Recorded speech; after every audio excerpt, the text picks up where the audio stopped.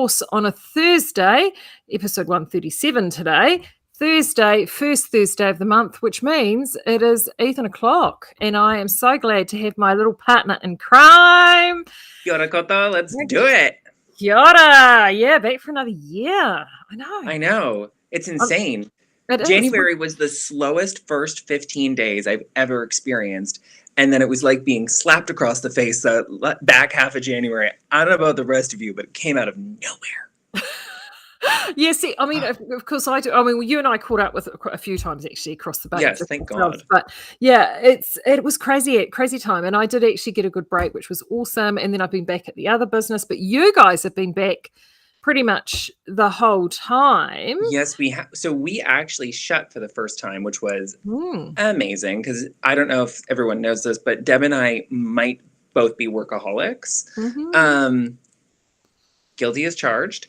But so we shut HQ, and I personally was not checking emails or responding to anyone. So good luck to y'all.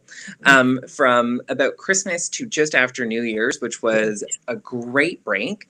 And then we came back and kind of hit the ground waddling, but the ground was sprinting and we were not. So we kind of tumbled. And then, stuck the landing, and here we are racing ahead with 1,001 different things, as I'm sure you are already pretty excited about. We are planning the Nyx Revival. She's on her way soon. For those of you who aren't aware, Outlaw Yarn produces 2 special edition yarns.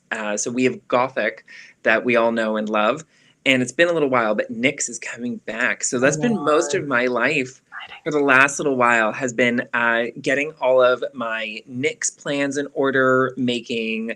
I'm not a mood board person. I wish I was, but we both know I'm not. Like, I'm not disorganized or organized enough to be on mood boards, because I think it's like an either end of the spectrum thing, and I'm kind of right in the middle.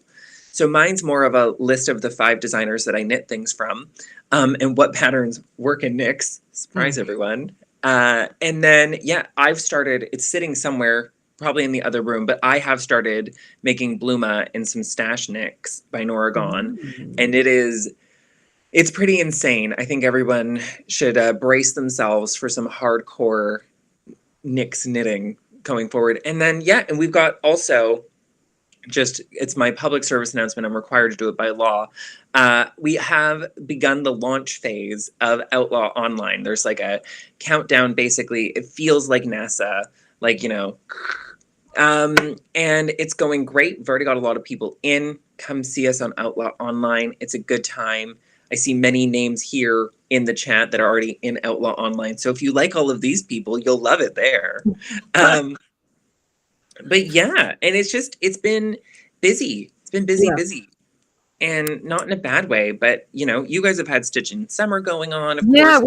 we've had Stitch in Summer going on. So for me, because of course I pre-do all of Stitch in Summer, so December for me is just bonkers. So I finished on the 23rd, and I'd done that week just to get it all preloaded. And I have to say there was only one slight pricing cock-up, which was pretty amazing for me. And everyone got onto it. Yeah, and I think it was the second to last day. I couldn't believe it. I managed to get all through to the second to last day.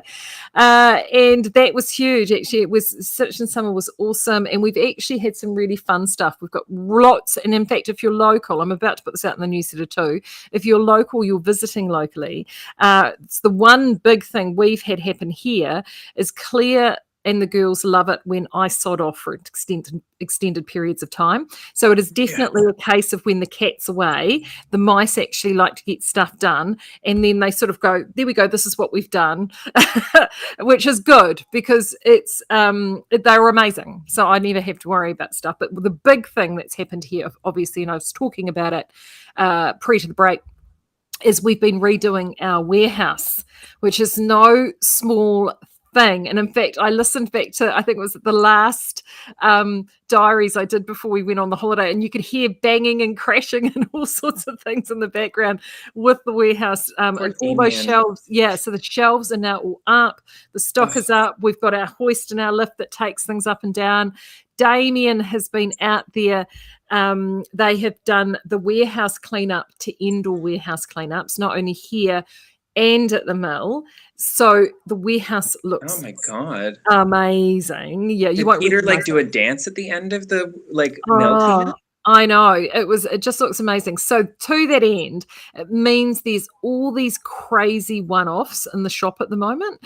So one-off sort of jumbo hanks, one-off bits of thread waste, just all sorts of really literally random shit that's in there. So the locals have been having an absolute ball in there right now. So if you are visiting, do come and have a look. We can't stick these online because they are just too out there and too random and too impossible, but they are there, so that's loads of fun. And and I'm just about to put we're hiring. So our lovely Kirsty left us at the beginning of December, so we need to replace her. So I'm putting a wee ad out for that now too, to get ready for a certain event that happens with us in March, which I don't need to go. I know that get to too much detail. What happens in March? So I'm going to start with what I've been knitting, because I sent you a photo of this when I started it. Oh, yes. Oh, this is the Phil sweater. Yeah, I know. Oh, so Ethan and I had a big chat about it, because I was because we all know that Ethan has he loves himself a good tubular bind off. This has been a discussion on many diaries before. So this pattern, I did have a giggle. I had to send him a photo of this because, of course, this is one of the things that this pattern has. So what I'm referring to is, there we go, there. Interweave. Yes, interweave. I know, blast from the past. Oh my God. Right down complete with son of interweave. Right there. And so I'm doing the Limerick Henley, and I'm doing it in, and that is winter 2017. From the retro collection. So of course I showed everyone this the other day, this provisional cast on with this fabulous rib, and I had put it down for a few days because I've been just working on a crocheted blanket, but I picked this back up yesterday because it was so hot here yesterday. The idea of a crochet blanket on you was exhausting. Yeah, and also too, it was just so hot that you just had to go and find somewhere cool and hide, and you couldn't. So I thought it's perfect time to pick this up because I'm up to the sort of change and shaping. So that's what I've just started here now. So there it is in half. Beautiful. Yeah, and it's going great. So I'm just loving it. And that's in Kelly & Co. Which color? This is Ramore. There we go. And so I've just gone and upsized the needles, and I've used a 4.5 millimeter needle as opposed to a 4. I outlined what I did in the last newsletter. Loving it. I knitted my Nanook in this, and I'm really enjoying it. You guys can be able to twin. I know, twinsies. And he picked this color, because of course he was completely oblivious that I'd done mine in this, because as soon as I finished Phil. As soon as I finished it, you see, it's been here at the shop. So I've not worn it, so he's not seen it. I know, it is so funny. So I'm just up to the I've done the main patterning part through the body, and I'm up to it's a really pleasurable knit. So it looks sharp. It is. It's going to look really sharp. And I tested the measurements on this because I wanted to give him a little bit of extra ease. So it kind of is crazy because it looks super wide. Yeah.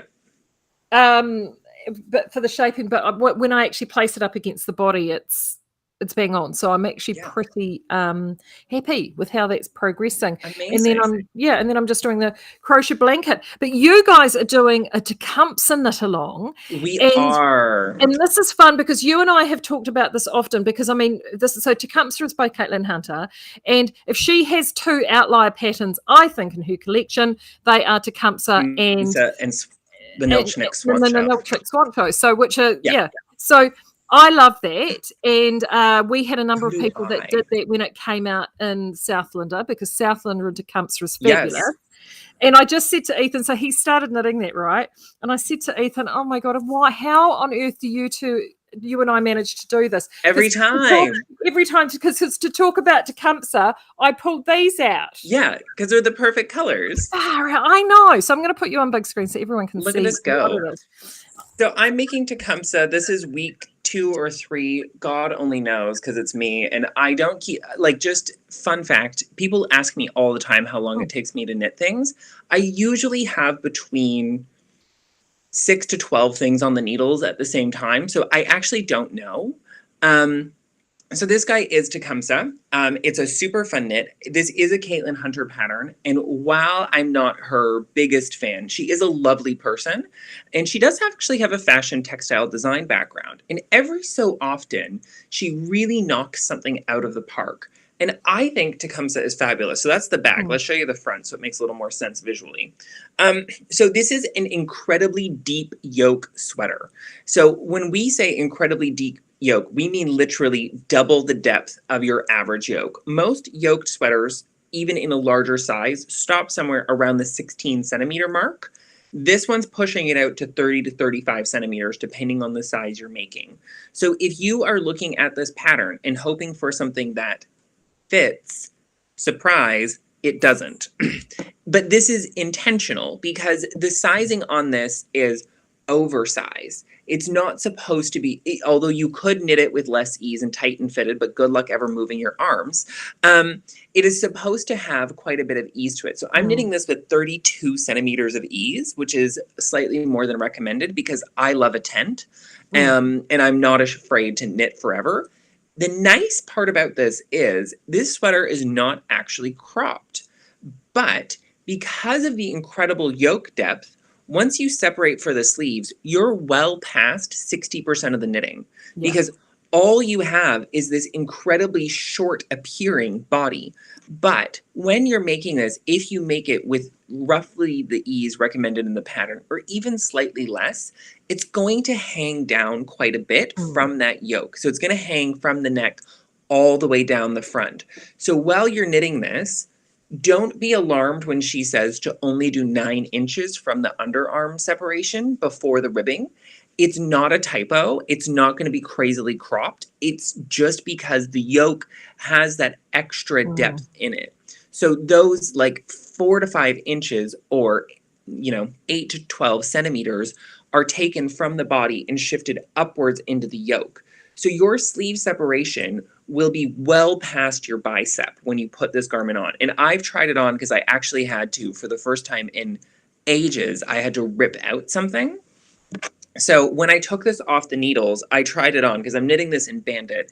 And Maree and I can tell you, the joy of knitting in Bandit and in Southlander is that when you need to frog, you just rip your needles out of it, pull it back, and you can even try it on and do all sorts of stuff. The stitches aren't going anywhere. Don't worry. That's so like suspended animation, the stitches. It's great. They're just like, they're waiting for you to pick them back up. You know those videos of cats being surprised on the internet? That's every stitch. It's just there. It's waiting for you to slide a needle back through it. So I love this pattern. I will say 2 caveats. While the color work in this looks nice and simple, there are incredibly long floats. So if you're a beginner color work knitter, like this is not suitable for a first project. We're going to say maybe second or third project because you'll go into the project notes and people will tell you that maintaining the tension on these crosses is difficult. Maintaining the tension on all crosses is always difficult in any colorwork pattern. And the bigger they are, the trickier the tension. Don't worry, as you can see how they look a little scrunched there? That shit will block right out. So don't worry about it. And number 2, there are some really long floats in these feathers. And this is a strange comment, but the chart for the feathers does not actually look like the feathers once they're knit because of the nature of the increases in the pattern. So if you're a beginner knitter, this might be a little bit tricky as a first colorwork project or if you're new to colorwork, because normally with colorwork, the ease is that when you look at the chart, it looks just like you're knitting. But in this case, the chart and the knitting look significantly different, but the chart works perfectly. And honestly, there's nothing really too untoward with this sweater. So I would say an adventurous beginner who's got some colorwork experience will do a great job on this. And I've tried that sweater on. Someone else has knitted it. And what I love about it, because it does hang straight from that neck, from that yoke down, is I have little bits you see under the bust that I'd quite like to hide, which is why I like the Nanilchik Swancho so much. Yes. If you've done the Swancho and you like the way the Swancho sits, this sits the same way, but with a little bit more structure around the bust than the Swancho. So it's it's great because it sits down. It means you can wear a skirt, you can put trousers on, and it looks oversized without looking quite so tentish like the swan show does. It's and great. the thing to remember is because of where the yoke sits, oftentimes people are worried that color work is going to rest right at nipple height. For the majority of human beings, recognizing that all bodies are different, our busts are going to fall in this creamy stripe, not in the color work on either side. And remember, Caitlin Hunter is lovely, but she is also about this big. So when you're looking at her pattern photos, she lives in the middle of nowhere. She has access to no other models, so she takes the photos on herself. So just keep in mind that the person in that garment is approximately yay big, okay? And yay big. She's a darling though. And if you, like Maree and I, often stare at the names of her patterns and go, how do you say that? There's a great interview with her on Fruity Knitting where she holds up each garment and tells you how to pronounce them. Thank God. I know but it's fun to do. I have to admit, I have been loving looking at those on social media. And the beautiful thing with it is, of course, that and Bandit and Tecumseh are best friends. If you also too need in that main color and you want to sort of spread things out for a budget, that's why Southlander is actually a great option for the main color in between. And we always recommend using Bandit and Southlander. They go hand in hand. Yeah, well, they do. And actually, speaking of which, all crinkle of cellophane over here. There are, if you were wanting though to go, I mean, we've gone and shown you Bandit, but if you're actually wanting to do something a little bit extra special, you can actually use Bohemia. Bohemia and Tecumseh also would be great friends because there's still good structure, great stitch definition, and it's super grippy. Super grippy, which is what you want. And then, of course, it means that you can use one. You could have parchment and have it all looking fab. And then, of course, you can have the two new colors. Absolutely bizarre. Thank you that this is back because this broke my heart when it I know. It was a really difficult one. And the thing at the end of the day is Absinthe and Bizarre are like, they just scream joy. Like, you can't help but look at them and be happy. And our yarn should make us happy. Like, I don't know about was this a Christmas present to Helen Williams? Because I'm picking that Helen Williams would be very, very happy about this. I think so. Although she claims to be on a yarn diet this year, but we'll see how that goes. Yeah, good luck with that, Helen. Right? Like, I don't think I've ever full disclosure, I have never successfully completed a yarn diet, and my disgustingly large stash can attest to that. It's like, oh my God, yeah, it's a situation. I've got a golden rule with all of this. I just don't do diets. I mean, isn't that obvious? Yeah. I just, like, what's the point? If you restrict yourself, you're just going to gorge later. And I mean, like, you're just going to end up, as anyone can tell you who knows me, I have an entire 60-liter bin full of quarry from Brooklyn Tweed. And that's, full. Not like a little, not like part of it. And I have one full of Rancho 1. So, yeah, I have a problem. But that's where I've been quite good with my scraps blankets, actually, because I'm just going to pull it out here and show you, because you know how, like, I get little sample balls and little funny little bits and pieces. So I decided to, oh God, it's covered in dog hair because the dog must have lay on it. Typical. Oh no. I know, typical. How is that possible? So this is where I'm at so far. Cool. I know, and so it's all just like so the whole rule with this is that it has to be sort of multicolored of some sort or another. So I've literally dug out like all crazy, and I see in the clean out actually they found some bits in the sampley part balls of coloured stuff that'll end up in that blanket. And I've also gone through my stash. I had a whole bunch of unicorns, Malabrigo unicorns, left over from other things. They don't make consistent anything. So no, exactly. And so it's just like, well, there's no point sort of buying. I could do 1,000,001 hats with them, but and then I thought, well, no, I just throw them in the blanket. It doesn't matter that it's something. It's just going to be a really special blanket. So I've got a couple of Malabrigo unicorns. But speaking of unicorns and speaking of new things that are out, there was two. I thought before we caught up, I jump onto the Ravelry pattern front page, and there were two things that stood out for me this time because I haven't looked for a while. number one, it's the first time ever I've seen a front page with no Andrea Maree on it, Maree, for a really long time. And two, Senor West has been rather busy, so he obviously has something moving. And if you're wanting to do some stash busting or you're wanting to play around with colour, he has got a collection that will suit you, I'm sure. I think we can all come together as people who have done the mystery knit-alongs before, and anybody who has done one can look at the pile of random leftovers at the end of every single one that you've ever done, and you're like, oh great, thank goodness that I bought that skein. So Senor West, I believe, has had an amazing not come to Jesus moment, but we're going to use that phrase because it's all we've got. An amazing brainwave of he is the king of using up random odds and ends. Nobody does scrap and stash busting quite like he does. So if you're like me and you bought all of the recommended yarn for your shawlography and you're staring at the multiple balls of very close to 50 grams that you have left over, if you knit it to gauge, which that's a whole other conversation because someone knit it to the gauge recommended and used way more yarn than what was listed. And you're sitting there staring at all of this yarn. What do we do with all of this? Every single one of us has a massive amount of leftovers. Now, I have to admit, I am the king of just going, meh. I have bags and bags of leftovers. I give them away constantly because I'm never going to use them except for hedgehog fiber, but that's because I'm particularly sociopathic about it. And all of my hedgehog fiber is rewound into hand wound balls with the tags attached to them. I know what every single thing in there is. But we need to use this stuff up to a certain point. Because when you've got a half a ball or a whole ball of a 4-ply or fingering weight yarn sitting around, that's a lot of yardage. Yeah. So Stephen has his painting series, which are patterns using slip stitches and or strategic striping. So you can break up colors with other solid colors and use up lots of your little bits and pieces.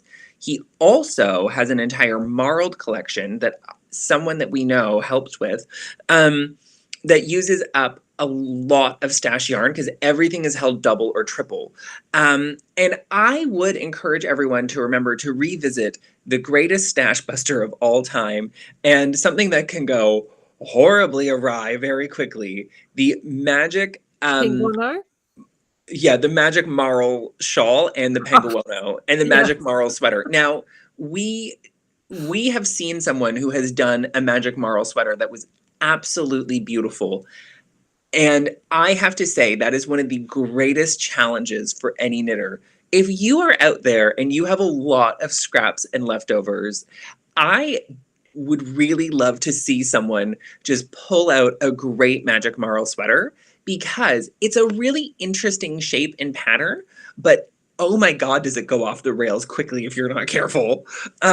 And that's, I think, my caveat with the stash busting. The reason I love his new slip stitch techniques is it creates little frames for you to fill in. So the colors, even though you can use wildly different contrasting and clashing colors to build these patterns, because they're contained within a frame, it actually softens them and brings them to a more harmonious place that usually we wouldn't end up with. And we can talk a lot. Maree and I could talk to you probably for about 6 to 8 months about people who make some questionable colorway decisions when they make variegated yarns. Malabrigo notwithstanding, Manos comes to mind. God bless them, but some of the spin cycle colorways go a little interesting at some points. And there have been many. You can't blame Noro for experimentation, but some of what's come out of there over the years has been shocking and not in a good way. I vividly remember, I think it's Noro 105, which is the dark brown chartreuse space that has the shots of puce through it. And you're like, oh, okay. Yes. That's a... And if you're a mother, trust me. Yeah. Yeah. Colors you don't need to relive. Never. So I love the new shawl patterns. I think the painting numbers book that he's come up with is really smart. It's recycled. So just everyone needs to be aware of 3 things. Yes, he recycles concepts and patterns constantly, please don't be surprised. His entire work is what I would call iterative. So if you like one Stephen West thing, chances are you're going to see that idea again and like that just as much. So be prepared for any rabbit hole that you go down with him. Like if he starts doing something, he will do it until he runs out of ideas to do with that. And I think it's really cool, but it does mean that you sometimes end up with some kind of, I just happen to have some reference material at hand. You end up with some interesting and curious shawl ideas. So this is worsted, a knitwear collection. There's a second publishing of it. And Stephen contributed a pattern to this that is kind of interesting, but it's actually in the same, the line of photography, God bless them, but there's never a clear photo of any pattern in the entire thing.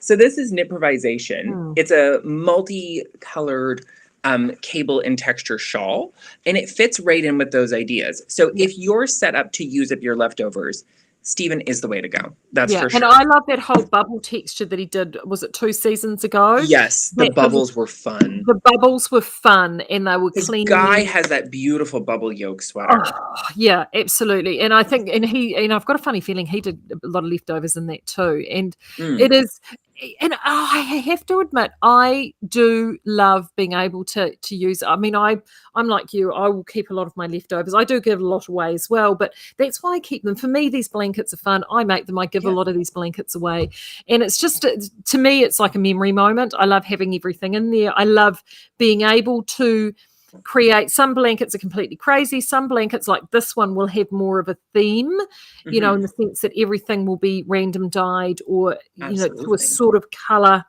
type. So there's sort of a cohesiveness there. And it is actually, it becomes a little challenge in itself. And if you're wondering, if you are brave enough to attempt the Magic Mail sweater, because I've had the Magic Mail sweater conversation with Stephen B., and his solution for the Magic Mail sweater is that you use one of your strands as a single color mohair as like a diffuse filter over the whole thing. So he said then that way, if you do go off piste a little bit, it kind of is a bit like putting that smear of Vaseline over the camera lens and tones it down all a little bit. I agree. My plan is, and I don't know if you guys have any, but I think our good friends at Ashford's, in case you're wondering, we've all met each other. I think our good friends at Ashford's have some white alpaca boucle, possibly. Now, I love a boucle yarn to use in place of mohair because, as I'm sure everyone has heard me say more than once, I don't like to knit with mohair. It gets in my mouth, and I can't handle it. I have a very short fuse for mohair. But if you love the effect of mohair, alpaca boucle does a similar thing, usually with just like marginally less shedding. Not necessarily shed, like if you're using something fluffy, it's going to shed. I just need everyone to accept this. But it gives you texture and a three-dimensional texture, but without quite so much fluff. So yeah. Which reminds me, we need to talk about some of the Fleta bulky patterns from Woolfolk that have come out. I actually I haven't caught up. Now, Fleta, for people that are wondering about Fleta, if you remember our Mahana Afi. This was kind of, think Afi, but think Afi but bigger, correct? Yeah, more popcorny. So if your desire when knitting, if your desire when knitting is to really look like a sheep, we recommend. The bulky turn on it is just interesting. Anyway, I like, as we all know, if no one's caught on, I'm highly critical of pattern design. I do this for a living. No, really? Know, right? Oh my God. I edit people. Yeah. Oh, okay. I'm gonna screen share this. Crikey, even Vera couldn't make that look good. And that's saying something. Vera can't make it look good. Sheesh. Because she's kind of like, we have to say, Vera Valimaki has an unerring ability to take things that I normally look at and I'm like, oh, and make them look very cute. But yes, so the Fleta bulky has come for us all. Okay, let's go. Let's see if this will work. No, actually, we'll go here. We'll go here. I think this is our best option here. There we go. And let's pull this up for. So this is Vera's Venlig. Yeah. And again, Ooh. it's just one of those things where so with the like Mahana Alfie, right? You get a smaller size of that texture. Yeah. So it has a more minimalist appearance to it, where when the texture is exploded larger, it certainly looks more sheep-like. I'm having very strong, like late 70s, kind of like early days Calvin Klein vibes from this. And I don't mean that as a compliment. Well, the thing is, so this is, so, okay, so I've just pulled this particular model up because she's very petite and very slight. And so, to be honest with you, that would be the only person that could remotely pull that texture off without it looking like that you should be Shaun the Sheep, my little friend over my shoulder here, you know? See, and it was funny, when we did Afi, we deliberately did it to that finer texture. And I mean, you've seen the Afi sweater. I've done the Essential Raglan, by the Essential Raglan by Yumiko Alexander in it. And it's just a very, and I simplified it out. I just literally wanted to pop over, sort of, it's just got little roll collars, very simple, literally something to throw over. The texture on it is wonderful. It's so soft. I thrash it. It is literally super probably cute. But in the winter, it's one of my favorite. In fact, I don't wear it to work anymore now because it's sort of gotten a little bit. I've spilt stuff on it. It is my go-to when I've got tights on in the winter. Curl up in the chair with some tally and do some knitting sweater. I love it. And I mean, that would knit up if you're in a colder climate, a sweater like that. But that's the thing with that sort of texture. You either need to do something. They've done these very simple designs. I mean, to me, if it's going to be like that, you've got to go. Why don't you just go extreme? That's exactly it. And like, you need to, when we're thinking about these things and thinking about what we might make if we were looking at something like this, like, I'm not going to pretend. I look at 90% of the patterns that come out and I immediately chuck them in the never going to happen bin. Yeah. And the other thing to remember is, like, while we're looking at these international designers and these international yarns, I mean, I can personally say, as much as I have an almost unlimited ability to believe in paying for yarn, I'm pretty sure I've never actually shelled out for Woolfolk. Because the yarn is beautiful. They use this very specific merino called Ovis. Now, if anybody is from New Zealand, here, most of you are, surprise, you're used to very, very fine merino already. You will not find the Ovis merino nearly as shocking as other people do. Like, it is spectacular, but like, our average merino is around 20 microns. Like, we're already doing just fine here. Ovis is only 17. So, like, marginal. But also, too, the problem with this, though, this is a wrap spun yarn, and I know the construction of this yarn, so it's got a double wrap on it, which creates this beautiful texture. But when you're getting down to a 17 micron merino, which is beautiful and buttery and gorgeous, and this vest I've just pulled up, this is a much nicer design, and I think more sympathetic to the yarn than the previous one. But the problem with it, and I mean, gosh, you and I have had this conversation ad nauseum, is that if you're paying for this really beautiful yarn, it feels incredible, it's amazing. You knit a project like this, you've shelled out huge coin for it. I can tell you right now that the first time you sit against a couch or have any texture, you're going to, I mean, just make sure you make love to your sweater stone, because you are going to pretty much be giving that little thing a wee brush up almost at every wheel, I would think. I finished Agnes over a year ago, and I probably wear this the most of any of my garments. Like, I thrash this thing left, right, and center. I have not depilled this. This is just how it is. Now, this is a woolen spun, but you could get a similar effect with Southlander Sport, to be honest. I've never depilled my Goldwing, and I wear my Goldwing all the time. Yeah, no, exactly. And that's the thing. Like, and you can knit these over gauge. This is on a 4mm needle. And this has like great merino in it, but you just don't have to, like, all these alternative yarn constructions, like, it's a super fun time, but, like, at the same time, I guess the question always comes down to me is, what are we trying to do with our knitting? Like, I think for the most part, the people we all interact with in our knitting community, and feel free to tell me I'm wrong in the comments, friends. I genuinely welcome and encourage healthy debate. I believe most of us are knitting things that we're going to actually wear and wear for a long time. Now, I admit I have a kind of extremely large knitwear collection, but I mean, for me, that's just the nature of it. I wear all of these things all the time, and I've got a stack of them here because I'm filming stuff at the moment. But I've probably got 40 sweaters in regular rotation. And I guess at the end of the day, what it really comes down to is I don't want to knit something that I'm not going to be able to wear for the next 10 years. Yeah, absolutely.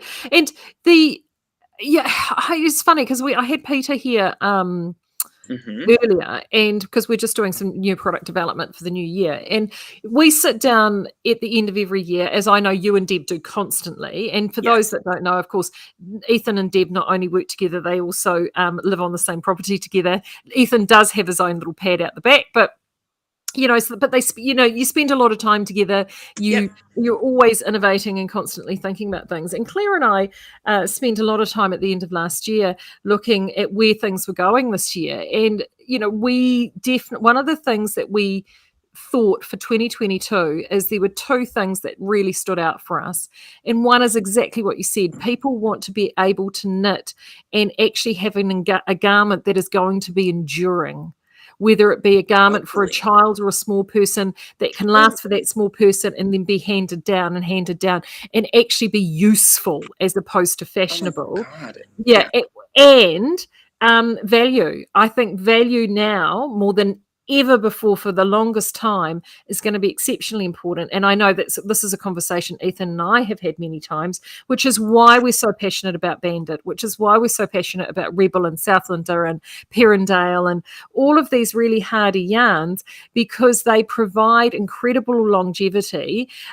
It shows you can actually do something really amazing. And it's also why we've made decisions to create partnerships so we can continue to do these beautiful yarns but keep things affordable. And I just think that is so important. And I know that when I knit a lot of my things, we all get them, we all get those disasters. I've got things in my wardrobe that I think, why on earth did I knit that? And I'll wear it once or twice, but that's me. Then I've got other things, and I look at them that I have been knitting and wearing since I even started here. Every single time it will be in Southlander, it'll be in vintage, it'll be in these really classical yarns, because they just wear and they look fantastic, and you feel good about them, and you know that you can maintain them. And it's great. And sometimes I'll put stuff away. I've pulled sweaters out. I'm sure I know you do because your collection's so deep, but I've got sweaters that I may not wear for a season, and then I do a big deep pull at the sort of, I go through everything and check, I haven't washed that for a couple of seasons. Maybe it might need a little freshen up or whatever it may be. Theme. I know. I go through and then I think, oh, gosh, I didn't wear that last year. Oh, and I'll pull that out, and then it'll go from like sort of E-rotate up to A-rotate, and it'll get a new lease of life. I mean, I will say, I think probably my most worn garment that I've knit is either my Exeter, which is in another country, because I have so many knits that they're spread over 2 countries now. I wear my Exeter all the time. I haven't had it for a couple of years for obvious reasons, but it's probably my most worn knit. It's an all-over lace and cable thing, and it's actually in a mostly Corriedale woolen spun yarn that I had custom spun for myself in North America at a very small woolen spun spinning mill. And in case no one knows this about me, I am extremely passionate about woolen spun yarns. They are my bread and butter. They're what I care about. It's why Outlaw has 2 woolen spun yarns, which is very unusual in the modern era to do that, but we're keeping it trucking here. And I would say probably second is all of my Lopies. because I have made so many over the years, and I tend to make a Lopi, wear it for a couple of years, and then gift it onwards because they don't take very long to make. They're not very expensive, but you only really need like 2 Let Lopis and 1 Alafos Lopi garment at a time because the yokes are all fairly interchangeable. And what I love about them is the fit is so consistent time after time after time. You can knit the same Lopi the exact same way, and it always turns out. Yeah. You know, like it's not like when you're digging in. And I will say, like, I knit a lot of stockinette, even still as a knitter, because I wear stockinette. And so, you know, stuff like this. Well, Adelaide, even Adelaide, because I mean, so Adelaide is one that from your Outlaw days. I mean, this is one I know you thrash this. I wear this constantly, and it's because it's made. Because here's a couple I prepared earlier. These will be going up on the website when we do photography. Perfect. So these are the 2 new colors in Sock Bandit, and it's done in Sock Bandit. And I love it. Yeah, and we love it too because this is a high twist 100% merino superwash, and it produces this beautiful, smooth, lightweight wearing fabric for warmer climes. And again, I mean, you wouldn't have had to have pilled that. I've never depilled it. No, this is probably one of my most worn. I mean, how many times have you seen me in this? I wear this to almost every knitting show because it's always hot in there. But I very rarely wear short sleeves, so this is perfect because it's got that big open lace vent. And I have to say, the stitch definition on this yarn especially is crazy good. And Maree and I have both knit with a lot of superwash yarns over the years, and we can say 100% that Sock Bandit, which is, you know, spun by some people we know, is superior in many ways to a lot of other ones out there because the angle of twist is so high. It never unplies itself as you're knitting. And for anybody who's knit with superwash yarn, you're used to it unplying every now and then. Not a risk with this. And its gauge is so compressible. Like on a 275 millimeter needle, it comes out beautifully. I knit this whole thing on a 3.5, which is my normal gauge for a fingering weight 100% superwash yarn. This is a piece of silver, which was dyed by our friend Alice. I don't know if I'm actually appearing on camera. We'll find out later. And it's beautifully speckled, knit to the same gauge.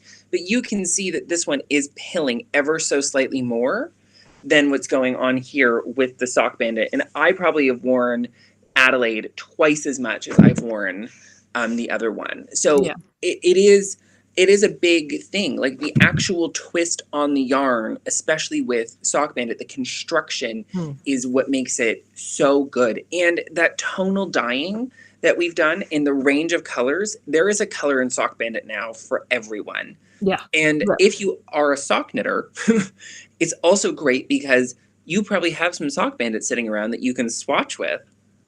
So, you know. Yeah, and I also think of all, actually, to me, Sock Bandit is probably the most underrated yarn in your collection. Absolutely. It's the one that people often forget, and it is just a fantastic yarn. I mean, we did actually, in fact, I think we've still got it on the wall here. Yeah, we have. You guys, we've got your Rebel sample, which was done in one of the sprinkles. Yeah, and it is just such a wonderful yarn. And I did a whole heap of way back in the day. I did a lot of baby knitting in this equivalent yarn, and those baby items went from son number 1 to son number 2, and then has been passed down to multiple children. You know, it was just incredible, and that's what I love, because I mean, even though you're paying sort of $13-ish a ball for this, I can't remember, it may have gone up a little bit. The whole forever. It will last forever, and that is the thing. It's about creating pieces that are going to provide you value for money, are going to be really wearable, are going to be allowing you to actually create a really special garment that you you are going to be able to use and love. Yeah, so it is so important. So Michelle has just asked, would Sock Bandit be suitable? So our friend Julie from Harney Hoolies, one of the best people we know, is about to release a new pattern called Ladies Lunch Tea. Oh, yes. Yeah, it's going to be so good. So I already have my yarn for it. Yes, exactly. Sock Bandit is what we're going to be recommending here at Outlaw HQ for the Ladies Lunch Date Tea. And I believe I'm actually going to be recruiting Helen and Nikki to knit some fun Sock Bandit versions of it, which will be great because I'm not going to lie. I've spoiled myself and I might have bought the Silky McSilk face for it. Bye-bye yarn diet. But Sock Bandit for the Ladies Lunch Date Tea, if you're not up with Julie and her designing that she has really started to kickstart over the last little while, she is making beautiful wearable clothing that is actually suited to our climate and shows off a variety of different people from the area's yarns. She's got one in Helene from Happy Go Nitty's yarn. She's got one from our friend Katrine.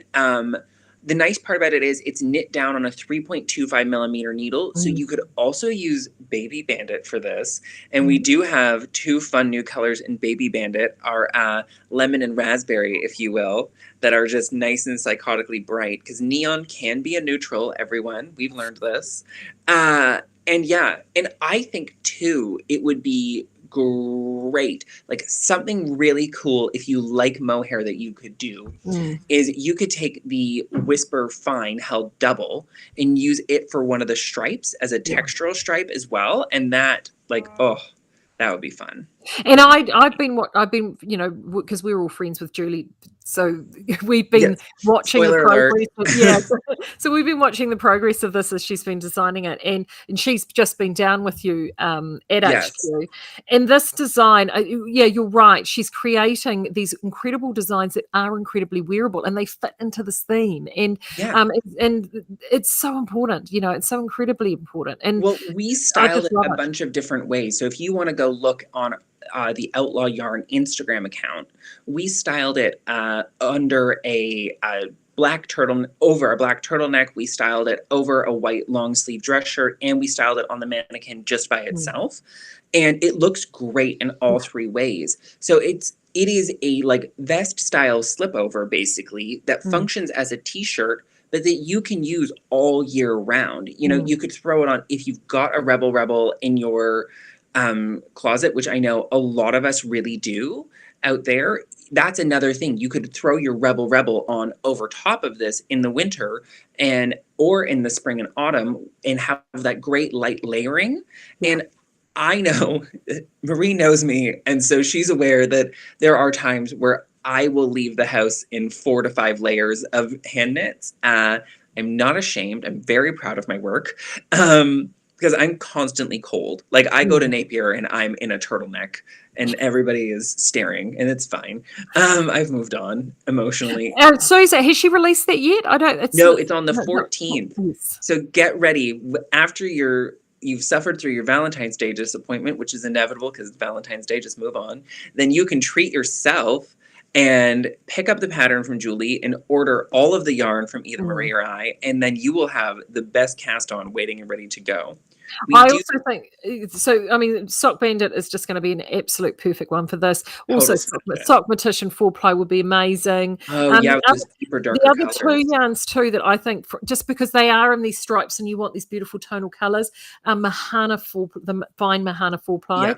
It is very fine, and the colors are so tonal and beautiful. I think the Mahana, in fact, I'll probably do a sample in the Mahana, and Alpine is another great one as well. So there's so many options, and again, because it is striped. One of our testers is using a skein of hedgehog fiber for the stripes and then mixing it with, it's either Sock Bandit or Baby Bandit. I can't remember off the top of my head, but it also lets you use those special skeins. Yes, exactly. So if you love the look of hedgehog, but a whole garment is astronomically out of this world, well, order a thing of hedgehog and then head over to Maree and pick up your main colors in a great affordable yarn and mix them together. It's the best of both worlds. Yeah, what was that? Did you ever watch that fashion show from from way, way back in the day with that guy Gawk on it. And he would like, Oh yeah. yeah. So he had this whole high-low theory where like the best outfits were always when you mixed really high-end pieces with really accessible basics, right? Mm. And so I think that's the other thing that we're saying here is if you want to splurge, you don't have to splurge on the whole garment. Do a targeted splurge, because if you love Julie's colors, you could pick up a couple of skeins of the Silky McSilk face and then mix it with the Orb Fine and get a beautiful refined garment at like a third of the price, right? And so these are the things, I guess these are the things that we're trying to spread to the other knitters, because believe it or not, we both Maree and I at some point in our life have actually knit on a budget. I mean, not so much any longer, but there were times where we both had to sit there and stare at the pennies in the bank and consider what we were actually buying. Although, look, all the time. And it's funny, I buy, even though I have a store full of yarn, I actually buy very little yarn now.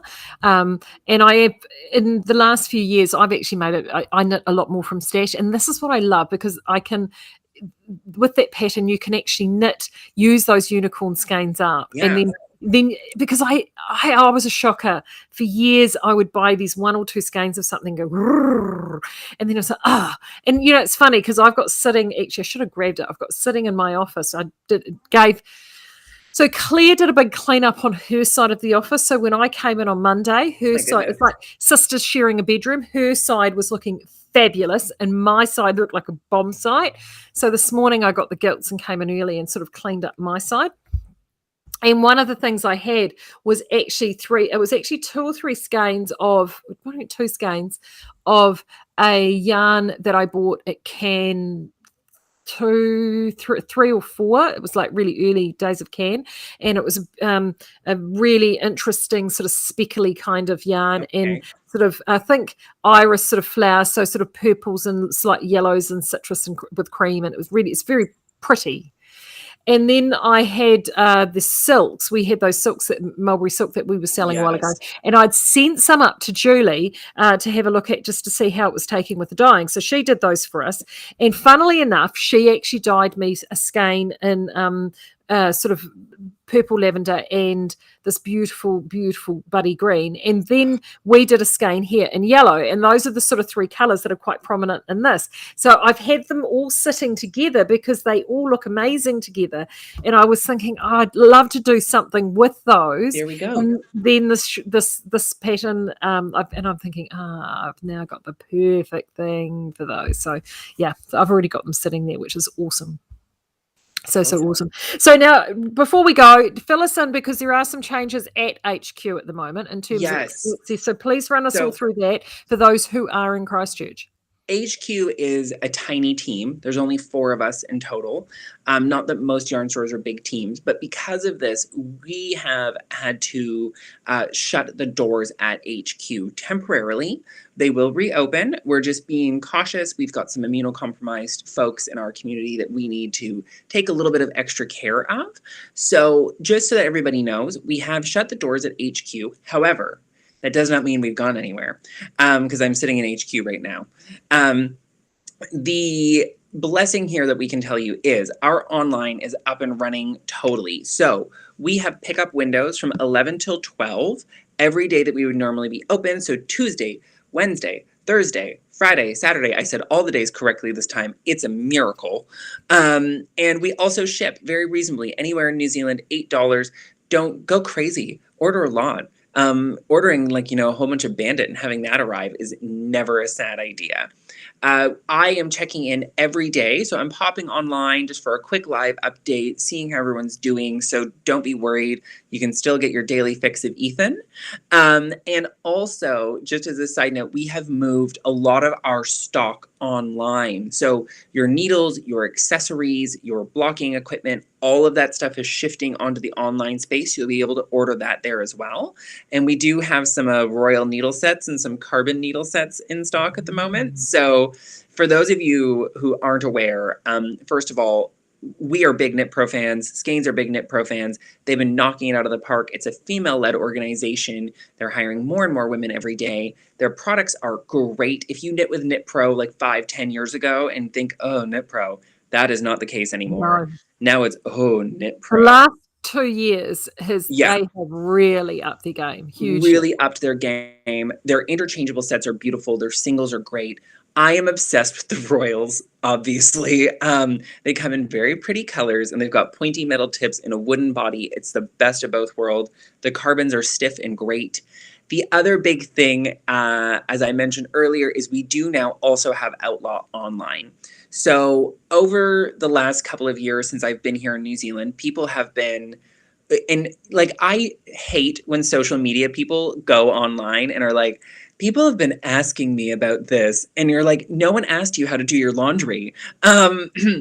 But in reality, people have been asking for a long time, both Maree and I know this for a fact, about online classes. And neither of us, if you know us, you know that we're in-person people. And Maree and I both teach quite a bit, and we instruct a little bit every day, if you will. And so eventually we had to give in to some pressure, and we have moved No royal classes. we in this. You. Yes. Well, I'll get you on there yet, young lady. Don't even. Just wait for modifications with Maree, everyone. Because Maree has, I think, very rarely knit an entire pattern to instruction. Not that I'm any better. We both go on our own journeys. But we have shifted our classes. So at Outlaw Online, we've moved our classes online. So all of the great stuff, our seminars, which are normally about $10 per seminar, our pattern review structure, which if you've ever heard me talk about patterns, I have a delightful review of Pom Pom issue 40 up on Outlaw Online. It's a subscription service. You sign in, you get all of this stuff that's included, and the classes are coming up soon. I'm literally filming them all today in one big shot. Woo! Which Maree can tell you, getting more than an hour on camera in a day done is pretty much the Lord's work. And I'm about 45 minutes in already. So yes, but it's there, it's happening. It's a great community of people. As I said, it's a lot of the people that you know already from the layer, if you remember with us, or from the speakeasy. But this is specifically entirely a joyfully knitting only space. You can go in and put up your pretty pictures of your knitting in your knitting room and talk to people about your projects, and nothing else intrudes on this. And we love that, because I don't know about the rest of you, but knitting is one of the things I do for enjoyment, and it's a shocking theory to many people out there, but we want you to know you should enjoy your hobbies. You should look forward to it. It should be fun. Yeah, and it's something that both you and I are exceptionally staunch about, and you know, because keep your hands off our hobbies. I know that this will, you know, I mean, will not shock anybody that watches us frequently. You know, you are looking at two of the most opinionated people in knitting. We have very strong opinions about a lot of things, but we are also exceptionally fierce and protective about those special spaces that even for us, you know, that we can go in and just enjoy and relax. And because we love all of you. Like, this is the best part, is like, you guys, like, you know, we're not gonna lie, we do this for the money, but we also do this because we like all of you. Yeah, exactly.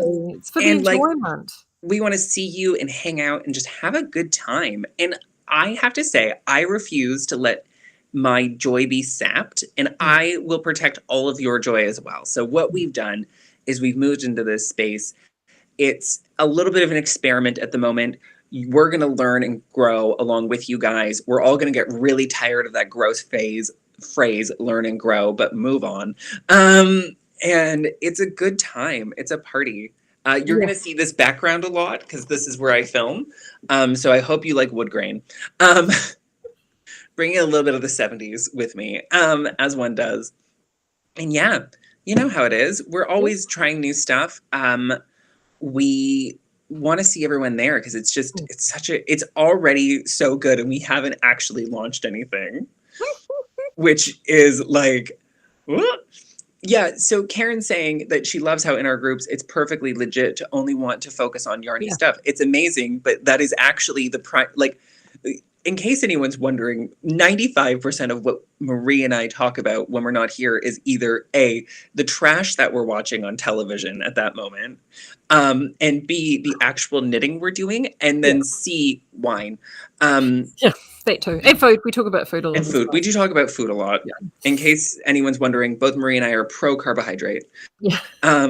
Like, there is none of this keto stuff up in here. You know, Karen, you're quite right. It is completely legit. And I mean, we're very much of the opinion is it's our party and we can do it how we want to. And we do. And I think that that's something, and if you want to have the party with us, even better. So that's what we love both. Yeah. Over on the Speakeasy at the moment, again, I've actually I think I've finished. I'm just proofreading the newsletter now. So that will be out shortly. In case you missed it, we have got our new theme for the month, which is retro. I always like doing something reflective in February, so retro is our theme, and I have got a cracking pattern from the vintage and circa late 1960s busky collection, so that is up and in there, and it is just it's fun, and it's about really enjoying your knitting. I have to say, I've been thinking about that Susan Crawford twin set with the roses for myself. I think we need to bring twin sets back, actually. I'm very fond of it. I'm so pro twin set. Yeah, me too. All over. Where's Charles? I need him to design a twin set. I know.